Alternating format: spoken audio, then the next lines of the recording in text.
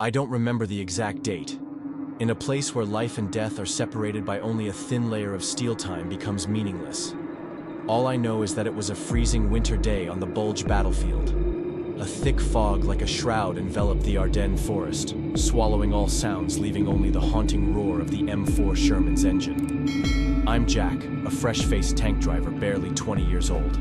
My mission, along with 3 comrades, was to advance deep into this land of death to scout and hold back the German forces. It sounds heroic, but in reality we were just pawns on the giant chessboard of war. The air inside the tank was suffocating. The smell of engine oil, sweat, and fear mingled together, creating a disgusting concoction. The radio was constantly jammed, leaving only annoying static. We were completely isolated. I glanced at my 3 friends.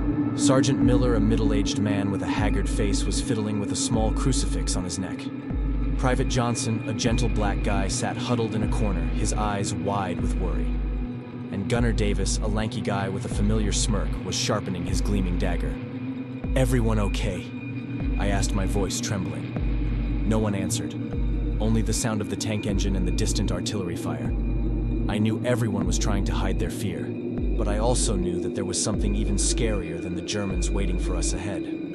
Something that even now, whenever I close my eyes, still sends chills down my spine. That night inside the M4 Sherman tank with the call sign Fury, I experienced one of the most terrifying nights of my life. And I believe that not only us, but this tank itself witnessed things that should never exist in this world. Join me as we step into the Fury tank and uncover the horrifying secrets that unfolded on that fateful night. But I warn you in advance, what you are about to hear may haunt you for the rest of your life. I still vividly remember the icy feeling that crept through every fiber of my being, even though I was wearing 3 thick layers of clothing. Outside, the dense fog was like a giant beast swallowing all light and sound. The Sherman's headlights only illuminated a few meters ahead before being completely consumed by the darkness. Every time I looked out through the observation slit, I saw only a thick, opaque white, as if the whole world had disappeared, leaving only us. 4 small men trapped inside a tank weighing tens of tons. The roar of the engine echoed inside the vehicle, but it couldn't drown out the pounding of my heart. I could feel every beat as if my heart wanted to jump out of my chest. No one spoke, only the heavy breathing, the clinking of metal against metal, and occasionally the static of the radio emitting distorted, broken sounds. Sometimes I thought I heard someone whispering on the radio, a strange language, neither English nor German. I shook my head, telling myself I was imagining things. Sergeant Miller sat right behind me, his trembling hands fiddling with a silver crucifix. I had never seen him so afraid. His eyes stared blankly ahead, as if he were seeing something I couldn't. Johnson kept glancing at his watch, but the hands had been frozen for who knows how long. Davis the gunner still wore his trademark smirk, but I knew it was just a facade. His hand gripped his dagger tightly, his knuckles white. Outside, artillery fire echoed from afar, each wave shaking the ground. Each time the entire vehicle rattled and dust fell from the ceiling onto my shoulders. I tried to focus on the steering wheel, but my mind was racing with dark thoughts. I wondered if I would survive tonight. Was anyone waiting for us out there in that thick fog? Suddenly, the radio emitted a piercing screech, then went silent. The air inside the tank seemed to thicken. I felt that something was wrong, a cold feeling running down my spine. I turned to look at Miller, and he looked back at me, his eyes full of worry. Johnson whispered, "Did you guys hear that?" No one answered, but I knew everyone had heard it. A very faint sound, like someone's footsteps walking around the tank, slowly dragging on the damp ground. I held my breath, trying to listen. The footsteps stopped right behind the vehicle. I turned around, looking through the rear observation slit, but saw only thick fog. Suddenly, a dark shadow flashed past so fast that I couldn't make out what it was. I jumped, my heart racing. Davis chuckled, but the laugh sounded dry and forced. "Probably just a fox," he said, but I knew he didn't believe it either. The air inside the tank became more suffocating than ever. I felt like hundreds of invisible eyes were watching us from within the fog. Every minute that passed felt like an eternity. I just wanted the sun to rise quickly, but deep down I knew Tonight would be very long, and the most terrifying things had not yet begun. The engine had just restarted when the artillery fire at the front suddenly died down, leaving us in a deadly silence. I gently pressed the accelerator, and the Sherman slowly rolled along the muddy dirt road leading into an abandoned village. The gray brick houses stood side by side like tombstones, their shattered windows like empty eye sockets that refused to close. I swept the headlights to the left. In that instant, a figure flashed in the opaque white mist, tall, thin, cloaked in a dark robe, standing motionless between two collapsed houses. My heart constricted. I slammed on the brakes, the iron tracks grinding against the mud with a dry screech. "There's someone there," I blurted out. Davis immediately swiveled the Browning .30 caliber machine gun in the turret, the barrel sweeping across. Miller leaned forward, grabbing my shoulder. "Don't shoot!" "What if it's a villager?" I squinted through the periscope. The headlights shone directly on the stranger, yet his figure was just a blur, distorted like an ink stain under the rain. There was no wind, but the hem of his robe fluttered, as if hung on a clothesline. Johnson quietly turned on the radio, trying to catch the command channel. But instead of a signal, the speaker crackled with a series of buzzing sounds. Then a hoarse voice whispered in broken German, "Bleib, higher. Stay here." At the same time, the figure took a step forward, slowly, heavily, snow spraying under his feet. The distance between us was now only 10 meters. I suddenly realized he had no face. Instead, there was a dark, gaping void as deep as a black hole.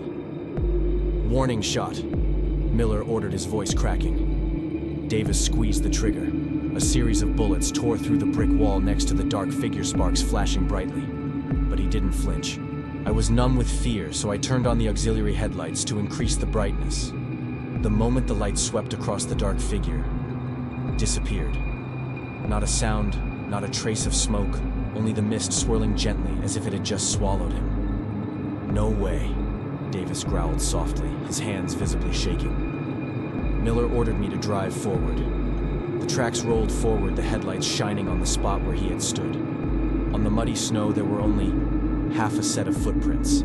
They were deeply imprinted in the direction of the tank, and then stopped abruptly as if the person had evaporated into thin air.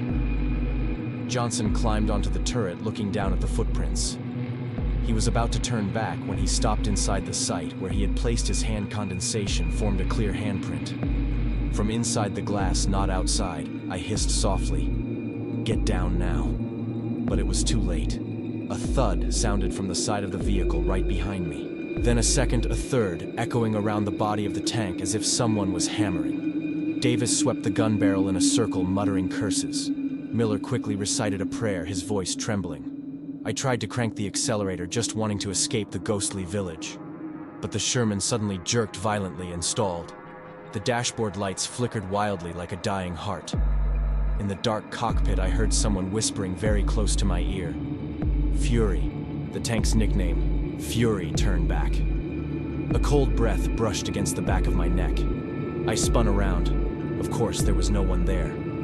But on the periscope glass in front of me, just like Johnson had experienced, there was now a handprint covered in dew, sliding down along an imaginary streak of diluted blood. The vehicle suddenly restarted, the engine sputtering. Without waiting for Miller's order, I pressed the accelerator with all my might. The track swept mud and snow, leaving behind the silent village where the dark figure must have been smiling, if he had a face to smile with. We trudged through the mist, carrying the invisible handprints that cast a coldness on every piece of steel, and carrying the question that no one dared to voice: was what just touched us still human? Even 10 minutes after escaping that cursed village, I still couldn't relax my grip on the steering wheel. My mind was racing. If these tracks get stuck one more time, I swear I'll lose it. The engine rumbled steadily, mixing with the smells of gasoline and hot metal. Then, amidst that familiar background noise, a strange sound emerged. Knock, knock, knock. 3 taps, a 1-second pause, then a solitary knock. Repeated. Did anyone else hear that? I asked, my eyes still glued to the road. Johnson sat up, pressing his ear to the wall. "It's not mechanical, Jack. It sounds like Morse code." A chill ran down my spine. Who in this sealed steel box would be tapping Morse code besides us? Davis grumbled, but he also pulled out the oilskin paper, handing it to Johnson. He tapped the artillery pencil, along with the knocks, his lips moving. Dot, dot, dot, dot, H, then E, L, P. Jesus, it's calling for help. Impossible! Miller gritted his teeth. All four of us are right here. Then, who else is there? The thought was like a dagger slipping between my shoulder blades. The radio suddenly cut out, the static disappearing. A faint melody emerged, a woman's voice singing a lullaby in French drawn out off-key like a slow-motion tape. The words were blurred, but the melody was familiar for some reason. I whispered to myself, Mom used to sing this exact song the night before I boarded the ship to Europe. No, it must just be a coincidence. Davis, turn off the radio. Miller growled. Davis twisted the knob, the melody still played. I yanked the power cord, blue sparks flying. The radio went dead. Yet the lullaby still floated throughout the compartment, as if the sound was stuck to the steel. Johnson started to tremble, muttering, "We're being watched. It's inside here." The knocking shifted to the back of the vehicle, becoming the sound of fingernails scratching on the steel. I and Davis turned on our flashlights together, opening the ammunition compartment hatch. Cold air rushed out, the smell of copper and grease suddenly turning into the smell of damp earth mixed with fresh blood. "See anything?" I asked, leaning closer. Davis swept the light on the 75mm shells covered in condensation. Clear, pale handprints appeared, 5 fingers outstretched, repeating like someone was stamping them. I swallowed hard. One handprint could be explained, but dozens of handprints all the same shape. "Close it," Miller shouted. The steel door slammed shut, but just as it locked, the floor of the vehicle thumped. The Sherman shook as if hit by a sledgehammer from underneath. "The mud outside is 40 centimeters deep," Johnson yelled. "What could crawl under there and hit us?" No one answered. In my head, all I could hear was the pounding of my heart, mixed with the lullaby that had now turned into children's giggling. I felt goosebumps all over my arms. "Listen," Davis pointed to the ceiling. Scrape, scrape. Metal circles echoed on the turret ring, as if someone was drawing on the steel with a compass. The 30-ton turret shook slightly, and I heard the laughter right next to my ear, thin as paper but piercing my brain. God, I'd rather hear a German 105 than this sound. On the permatex, glass condensation formed into letters JACK, one stroke at a time, slowly, deliberately. I hissed, "It knows my name." Johnson burst into tears, his voice breaking, "Please have mercy on us." Miller flipped through the Bible, reading rapidly. I suddenly smelled a metallic tang so strong it made me nauseous. That smell mixed with the children's laughter into a horrifying symphony. Suddenly everything stopped, the engine, the lights, the lullaby, even the knocking. The vehicle plunged into darkness, leaving only the heavy breathing of 4 men on the verge of madness. I felt the darkness pressing against my chest as if someone was sitting on me. "Do something. Jack. Do something." Then right behind my neck, a freezing breath brushed against my skin. My neck stiffened. A voice whispered softly, "Fury." Listen.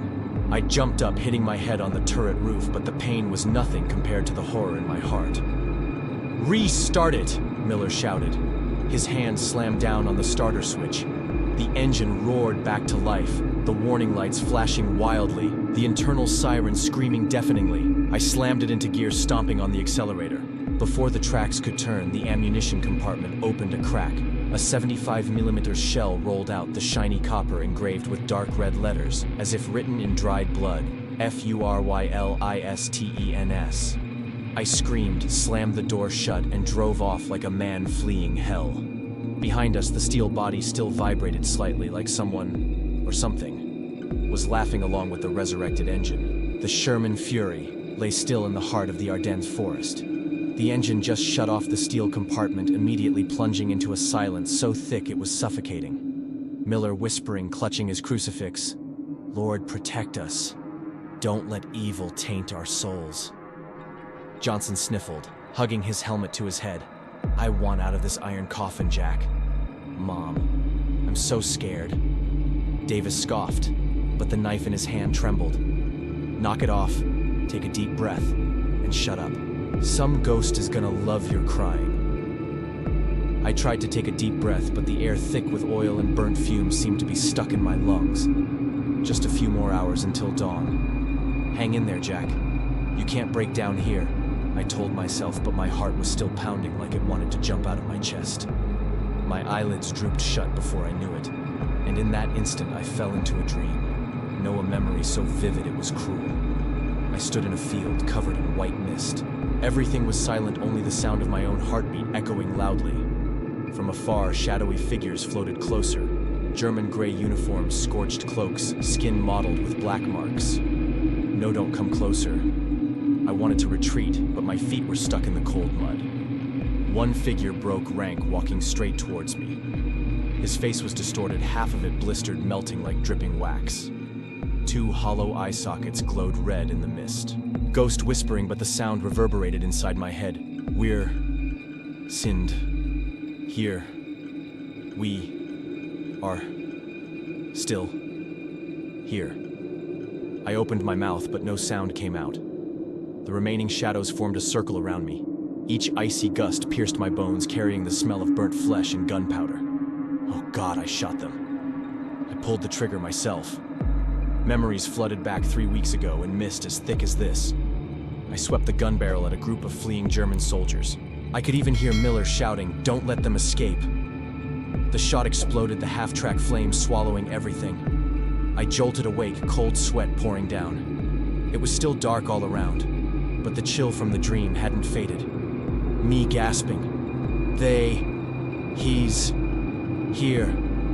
Davis leaned forward, shaking my shoulder. What did you see? Tell us. Before I could answer, a cold gust of air brushed past my neck. I spun around. The passenger seat on the right was no longer empty. The German with the blistered face was sitting there, his uniform singed, his red eyes staring into me. Ghost, not opening his mouth, but the words echoed in my head. Why did you burn us? My throat closed up, my whole body freezing as if covered in ice. Miller panicked. Jack, look at you. You're as white as a sheet. I trembled, pointing. Right there. Miller and Davis swept their flashlights. The passenger seat was empty. Only a thin mist hovered around the light. Johnson sobbing. You're messing with us, right? No, they can't see him. Only I can. A terrifying sense of isolation crashed over me. I unconsciously flicked the switch, shining the headlights forward. On the periscope glass, a scorched handprint had just appeared, flesh and skin like ash smeared across the surface. Me stammering, You guys see that Davis shone his light. God have mercy.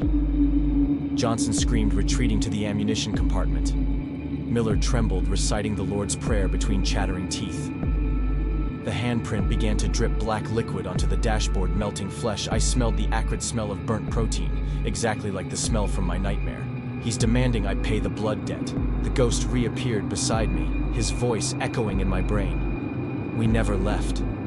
You will stay with us, I screamed. I'm sorry, I didn't know you were still there. Before I could finish, the lights flickered out. In that instant, I saw dozens of charred faces pressed against every steel wall, eyes glowing like embers, mouths gaping silently. Davis shouted, start it now." Miller slammed his fist on the start button. The engine roared, the warning lights flashed, the internal siren screamed. The faces vanished like smoke, but the handprint remained on the glass, black as cold charcoal. A dry click echoed behind me. I turned around. The ammunition compartment door was ajar, and the 75mm shell slid onto the floor. On the shiny copper, a dark brown inscription flowed crookedly. We died in fire and fury will burn. I felt like my chest was being squeezed shut. Miller gasping. Jack, you have to drive. Get out of this hellhole. Now I nodded sharply, slamming it into gear. If we stop for a minute, they'll drag me down to hell. The tracks ground into the ice and snow, the Sherman lurching forward. In the rear-view mirror, I glimpsed a whole crowd of dark shadows running parallel in the mist, their mouths open but silent. My heart sank. Did I drag them with me? Or are they dragging me and won't let go? Behind us, a faint metallic sound tapped lightly on the vehicle like a funeral drumbeat, and I knew this wasn't over. Not ever as long as Fury kept rolling, the ghost of the past would keep following, demanding the unpaid blood debt. The tracks finally clear the tree line. I'm praying for daylight when the radio, still unplugged, flares to life. Dials spin by themselves, needles twitching like a compass gone mad. Radio rasping male voice looped, Fury 2 reporting. Turret jammed, burning. Need assist, every vertebra in my spine locks. Fury 2 was this tank's call sign before it vanished. 6 months ago. Miller's whisper hisses behind me. That's Lieutenant Barnes. I buried him at St. Vith. Davis slams his fist on the panel blade, clutched tight. Cut the crap. Which one of you wired a recorder in here? The voice degrades into screams. Metal screech, then a wet whump like gasoline igniting. Instantly, the compartment reeks of seared flesh. I gag. Bile scorches my throat. The smell's real. Oh God, it's real. Flames we can't see hiss across the bulkheads. Paint bubbles, steel blisters. Red light flickers on our faces, although the cabin is black. I shout, throat raw. Heads down. Cover up. But Johnson crawls toward the radio, desperation tearing his voice. Barnes, it's Johnson. Hold on, I've got you. Something unseen smashes his face into the console. Bang sparks spit. He twitches. Eyes rolled up, a double voice gargling out of his throat. Johnson. Other voice overlaid. Don't help. We're already dead. My stomach turns to ice. They're inside him. Inside all this iron. A crack zigzags through the firewall. My flashlight licks over molten steel and 4 dog tags fused to the plate. Letters warped, but legible. Barnes, Rizzo, Collins, Webb, the previous crew. We're driving their tomb. The slogan scorched on the shell earlier pulses. Ember red letters rewriting themselves while we stare. We burned here, now you will too. My heartbeat thunders. Not me, not like this. Davis scrambles up. Opening the hatch, we bail. Metallic chack chack chack answers him. Every locking pin spins down on its own, welding the cupola shut. The deadweight turret begins to rotate, though the auxiliary motor is off. Teeth grind, slewing the 75mm toward a distant stand of pines, German supply dump on yesterday's map. Miller wheezes. They'll use us. One last shot. Burn the woods like they burned them. I swallow, speak to the boiling air. Barnes, whoever you are, what do you want? Let us go. The bulkheads answer in a chorus, dry and crackling like logs. Remember us. Leave our grave alone. End the war in fire, as fire ended us. I clasp my hands until knuckles pop. I swear, stop the tank, pull it from service, give you proper rights. Just don't kill us. The heat eases, blistered paint cools. The turret stutters, gun barrel drifting off target. Warning gauges flash, crimson fuel line rupture. Temp needle red lines. The air is a kiln. A final whisper oozes from the speaker, more inside my skull than through my ears. Choose Jack. Burn with fury, or leave her to us. The hatch stays welded. I lock eyes with Miller. He nods once, silent prayer already on his lips. Davis, pale as bone, shoulders his knife like an oath. We spin the emergency disengage wheel, metal shrieks, teeth snap. At the third heave, the turret lifts a hair from the hull enough. Johnson, move. He slithers through the slit, vanishing into freezing dark. I push after, back scorching against red-hot steel. Miller crawls out, coughing smoke. Davis lingers, yanks a phosphorus grenade from his belt, flicks the pin. They want fire, I'll give him a funeral pyre. He lobs the grenade onto the ammo deck and dives. We tumble down a snowy embankment. Behind us, fury detonates. A blue-orange pillar roars up, limbs of flame clawing the night. Our shadows scurry across the drifts like souls just escaped hell. We collapse, breath steaming. In the dying thunder, I hear it faint, grateful, fading, thank you. A strange, warm breeze brushes my face. Then only the hiss of snow settling on molten iron. Miller wipes tears, crossing himself. Johnson sobs into his gloves. Davis stares at the inferno knife, steady now, fire mirrored in the blade. Maybe they can rest, but can I? Because I know when sleep finally comes, the radio will crackle again in my dreams. Fury 2, turret jammed, burning. Need assist, and I will smell scorched flesh. And remember that on this battlefield, steel and blood, never forget the names welded into them. The sky turns gray. Fresh snow covers the charred steel skeleton of Fury. Miller, Johnson, Davis, and I stand a few meters away, our breath turning to mist. Miller whispering, eyes red. They're gone. We should pray for them. Are they really gone? I'm not sure. The iron ashes still whisper like smoldering coals. At the field station, a logistics lieutenant forces us to write a report. My hand shakes as I sign, but as soon as the paper touches the desk, the edge of the report singes the word Fury, curling into smoke and vanishing. Lieutenant shouting cheap tricks. You think you can dodge a court-martial? No! It's them erasing their own traces. I realize numb. Midnight. The infirmary is silent. Johnson lies in the next bed, eyes bandaged. Suddenly knock, knock, knock. 3 taps under my bed. I bolt upright, heart pounding. Please don't, Johnson, hoarse Jack, you hear it too. They want us to follow. The knocking turns into Morse F-U-R-Y. I bury my face in the pillow, trying to hold my breath, but the smell of burnt flesh slowly fills the room, overpowering the scent of antiseptic. A month later, orders to return home. I stand in line, escorting my musty duffel. Suddenly, from the back of the supply depot, a radio crackles. Fury 2, turret jammed, burning. I drop my bag. The signal lasts only 6 seconds, then cuts out. No one around me reacts.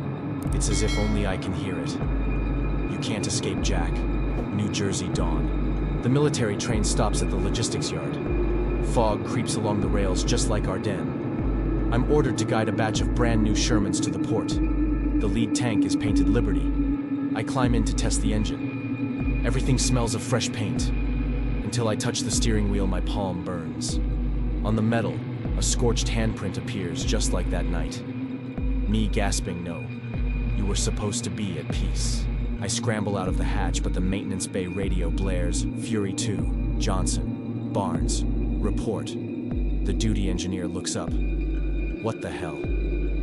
This bay doesn't even have an antenna. I turn to warn him, but he's gone. The depot is empty, just me, and the wind howling through the turret. I've slipped back inside the tank without realizing it. The emergency light on Liberty's dashboard switches to code F2 Fury 2. The hatch slams shut with a clack. I pound on it, but the lock spins itself tight. A chorus of voices echoes through the steel, deep and distant. We gave you a choice. You left Fury, but Fury never left you. I tremble, tears streaming. I burned your bodies. I destroyed the tank. What more do you want? We want you to drive. Bring us home. The gun barrel turns slowly, aiming at the depot doors. The steering wheel moves on its own. The gear lever shifts to D. The engine roars. I fight the controls, useless. An invisible hand clamps my shoulder. I'm going to crash through the gates, out into the street. Suddenly, a cold realization. What if everything leaving Ardennes, the infirmary coming home, was just an illusion they created? I glance at my arm. The skin is charred. Flesh blackened, just like the German soldier's face that night. The pain is new, never there before. Miller voice whispering in my ear, though he's been home for months, Jack. Did you really think we escaped wake up? I scream, tearing at my hair. No, I'm dreaming. I'm dreaming. The world fractures like burning film. Smoke coils. The steel floor glows red, and through the flames, I see my own dog tag welded to the wall, Taylor Jack. Welcome, newcomer, the deep chorus intones. Now Fury 2's crew is complete. The hatch suddenly swings open, onto a white misted field in Ardennes. Gray figures waiting. I know they're inviting me to step through to become part of the immortal parade. My heart hammers. I try to back away, but behind me is only the fiery pit of the engine room. Choose Jack. I laugh softly, the taste of iron and ash on my tongue. I let go of the wheel step through the warped steel door. The mist swallows my ankles, cool, almost gentle. If you ever hear a radio crackle in the foggy night, 3 knocks and a single echo, don't answer. Because it might be me calling with Barnes, Rizzo, Collins, and myself still needing assistance in a fire that never dies. And who knows, the tank you're about to climb into might just be a steel tomb waiting to engrave a new driver's name. If you found this story valuable and interesting, please hit the like button. This really helps us bring you more good and valuable content. Leave a comment below and let us know what you think, what questions you have, or what topics you would like us to cover next. We love hearing from you. Of course, hit the subscribe button and turn on notifications so you never miss our next stories. Thank you for taking the time to read my stories.